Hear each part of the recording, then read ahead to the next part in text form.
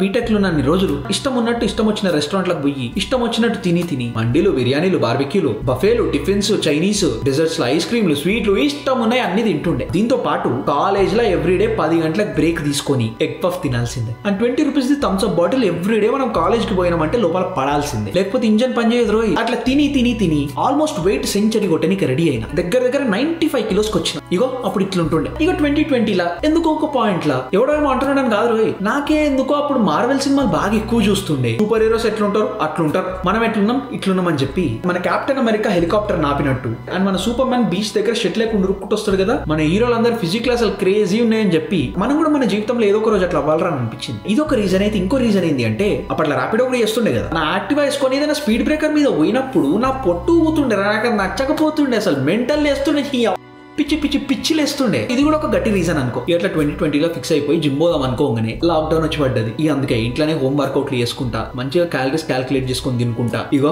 ఇట్లా తయారైన. ఓవరాల్ నేను చెప్పాలనుకుంటుంది ఏంటి అంటే తిండి అంటే మన అందరికి ఇష్టమే, కానీ ప్రతిసారి మంచి తిండ్లు తినుకుంటూ కూర్చుంటే జస్ట్ టేస్ట్ కోసమే పోతూనే ఉంటే ఒక పాయింట్ తర్వాత మనకు అది స్పెషల్ గా అనిపించదు అని నాకు అనిపిస్తుంది. ఇప్పుడు 6 రోజులు కొంచెం హెల్తీ ఇంకా లైట్ గా బోరింగ్ తిండి తిని నువ్వు 7th డే బిర్యానీ తిన్నావు అనుకో, వేరే లెవెల్ హై ఉంటుంది. అదే ఎవ్రీడే బిర్యానీ తింటే బరాబర్ హై వస్తుంది, but there is nothing to look forward to కదా. సో మనం ఆ బిర్యానీకి ఇచ్చేటంత వాల్యూ ఇవ్వలేకపోతాం, దాన్ని అప్రిషియేట్ చేయాల్సినంత చేయలేకపోతాం. అందుకే లైఫ్ లో అన్నిట్లాగా దీన్ని కూడా మోడరేషన్ లో చేస్తే, ఈ తిండి కూడా మోడరేషన్ లో తింటే, మన టేస్ట్ బడ్స్ ని కూడా మోడరేషన్ లో సాటిస్ఫై చేస్తే హ్యాపీగా హెల్తీగా బతకొచ్చు. ఎందుకంటే యాజ్ యు నో ఆరోగ్యమే మహాభాగ్యం. Health is wealth.